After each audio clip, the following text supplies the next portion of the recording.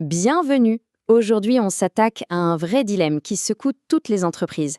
Est-ce qu'il faut développer sa propre intelligence artificielle ou est-ce qu'il vaut mieux se tourner vers les solutions des géants de la tech? Alors la question a l'air simple comme ça, mais en réalité, elle cache une bataille stratégique absolument majeure pour l'avenir. Allez, on décortique ensemble les vrais enjeux. Alors tout est parti d'une annonce qui a vraiment mis le feu aux poudres. Une grande banque qui décide de laisser tomber son IA faite maison. Cet événement a relancé un débat que beaucoup pensaient clos, celui de l'autonomie technologique.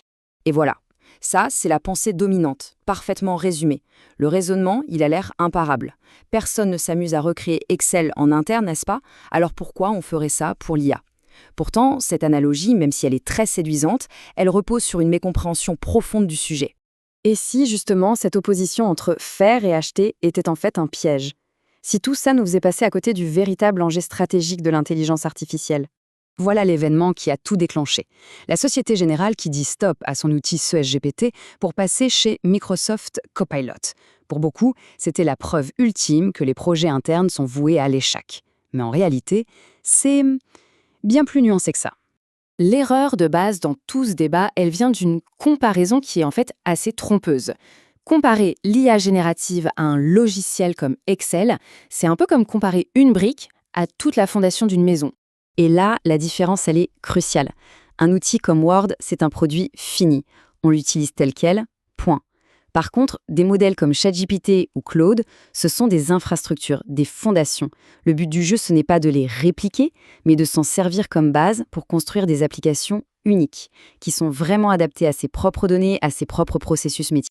D'accord. Donc si développer en interne, c'est compliqué. Est-ce que ça veut dire que des solutions comme Copilot sont la baguette magique? Eh bien, les premiers retours du terrain montrent une réalité un peu plus contrastée. Concrètement, qu'est-ce qui se passe?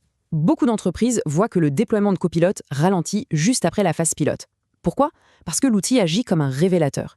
Il met en lumière des failles qui étaient déjà là, une mauvaise gestion des données, des permissions d'accès un peu floues, et puis, comme c'est un assistant généraliste, il atteint assez vite ses limites dès qu'on lui demande des tâches très spécialisées.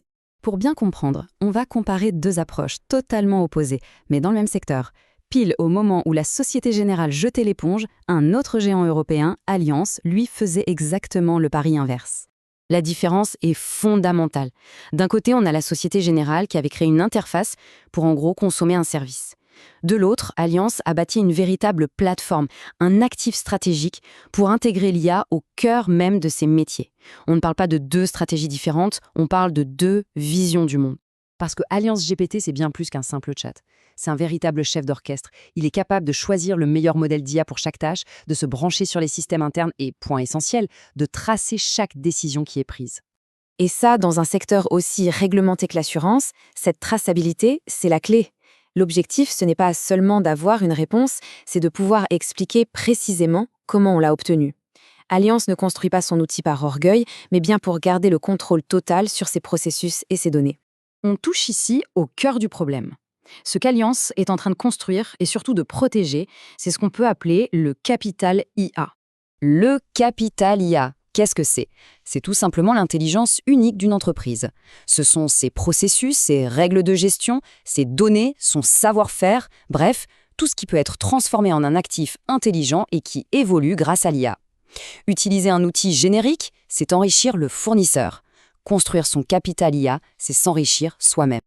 Alors comment on le construit, ce fameux capital? C'est un processus en 4 temps. D'abord, on branche l'IA au système qui existe déjà. Ensuite, on l'intègre avec les données propres à l'entreprise. Puis, on y encode les savoir-faire uniques. Et enfin, on l'améliore sans cesse grâce à son utilisation. C'est un vrai cercle vertueux. Et c'est là qu'on tombe sur une erreur très fréquente, aborder l'IA comme un projet informatique classique avec un début, un milieu et une fin. Ça, c'est la recette pour l'échec. L'IA, ce n'est pas un projet, c'est un produit vivant. Il faut le déployer vite, mesurer ses effets et l'ajuster en permanence.